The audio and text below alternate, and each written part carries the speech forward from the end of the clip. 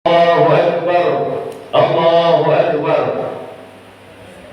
Hari ini adalah hari surur, hari bahagia bagi setiap umat Islam.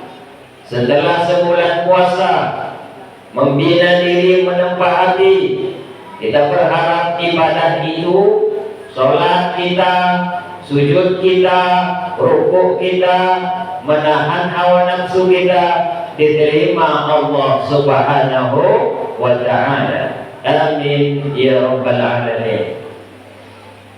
Jutaan umat Islam di seluruh dunia mengumandangkan takbir Allahu Akbar. Di Palestina Allahu Akbar, di Amerika Allahu Akbar, di Sri Lanka Allahu Akbar, di sini Allahu Akbar.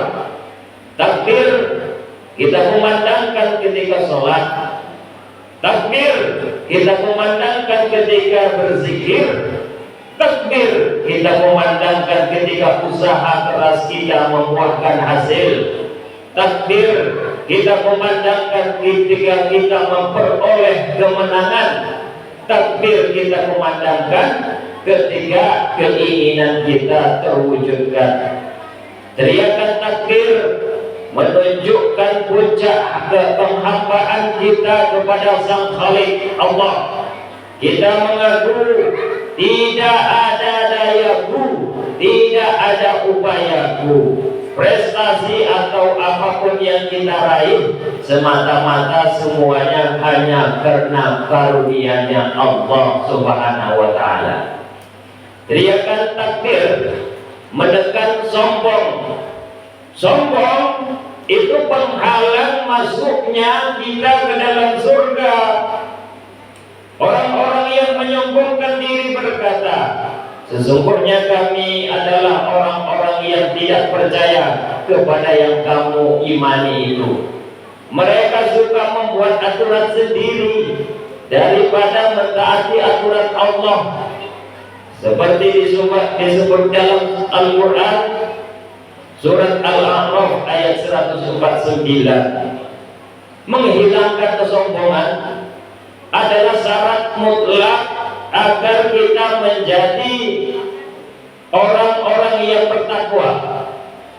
Maka di saat inilah, hari raya ini, kita agungkan Allah, kita takbir besarkan Allah. Semua yang ada kecil, masalah hutang kecil, masalah tetangga yang tidak senang pada kita kecil, pemerintah yang kacau balau kecil, penyakit yang kita alami kecil, yang besar adalah Allah. Di saat hari raya Lebaran ini diliputi suasana bahagia karena sudah puasa Ramadan sebulan penuh. Pagi ini pula suasana ceria semakin indah dengan berkumpul sanak saudara yang selama ini disibukkan dengan kerja, dibatasi oleh jarak. Di lain sisi, saat berkumpul mengingatkan kita ternyata ada yang berubah. Tahun lalu masih lajang, darah, kini sudah ada yang berkeluarga dan ada juga yang punya momongan. Tahun lalu orang tua kita masih ada, kini sudah dipanggil Allah emak kita itu. Ada pula saudara kita yang sakit, tergeletak tak berdaya. Kita doa kepada Allah agar sanak keluarga orang tua yang telah mendahului juga diampuni dosanya, dilipatkan ganda pahalanya. Yang sakit semoga diberikan ketabahan dan disembuhkan Allah Subhanahu wa ta'ala. Allahu Akbar, Allahu Akbar, Allahu Akbar, walillahil hamd. Sebulan kita ditempa dengan puasa di siang hari, tarawih tadarus di malam hari, kewajiban sholat 5 waktu dan kewajiban lainnya. Allah Subhanahu wa ta'ala melalui hadis Nabi berjanji akan melipat gandakan pahala menghapus segala dosa kita, dan akan mengangkat derajat manusia yang beriman, beribadah menjadi manusia yang paling mulia di sisinya, yaitu tadi manusia yang bertakwa. Ibadah yang kita lakukan, sholat, puasa, tadarus, i'tikaf, itu hablum minallah, membuat kita dekat kepada Allah.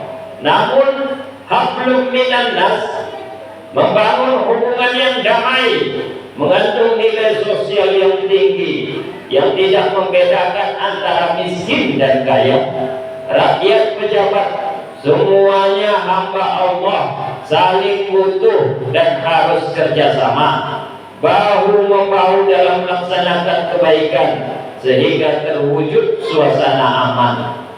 Hari ini dalam suasana Idul Fitri, kembali kepada suci seperti bayi yang baru dilahirkan, tidak ada noda, tidak ada dosa, karena kita telah meraih kemenangan melaksanakan serangkaian ibadah selama sebulan. Oleh karena itu, Idul Fitri ini pantaslah kita bersyukur dengan meningkatkan hablum minallah juga, hablum minannas juga, serta tingkatkan tugas dan perjuangan untuk mengembangkan kualitas hidup sebagai khalifah di muka bumi. Tidak seharusnya Idul Fitri ini kita nodai dengan pamer gelang, dengan pamer baju, dengan pamer tas, atau dengan mubazir, karena Allah tidak suka orang yang mubazir.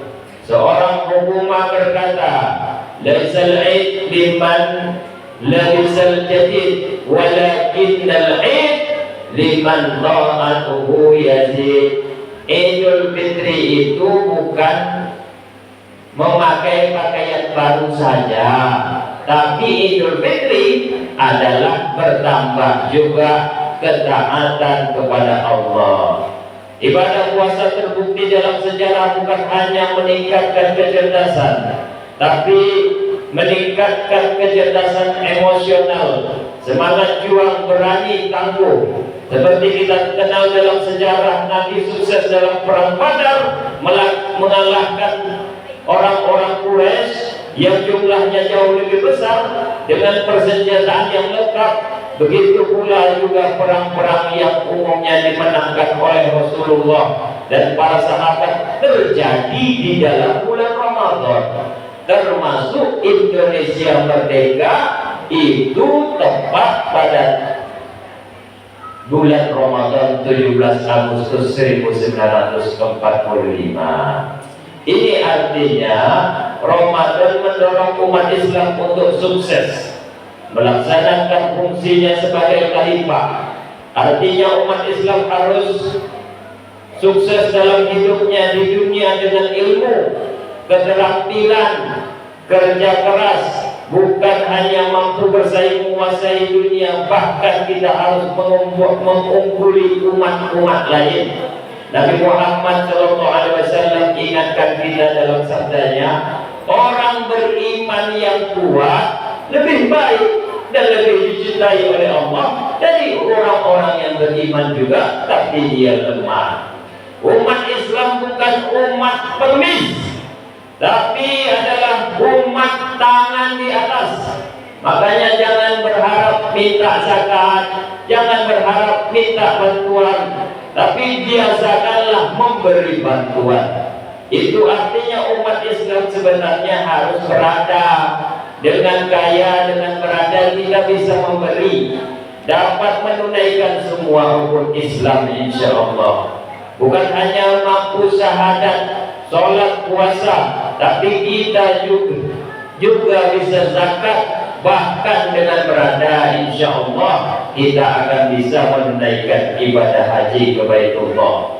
Karena itu umat Islam mestinya harus kaya juga, kuasai informasi, dibarengi dengan iman yang kuat dan tekun melaksanakan ibadah wajib dan sunnah. Ajaran Islam menghargai orang kerja keras. Disebutkan Nabi Muhammad SAW ketika bersalam dengan seseorang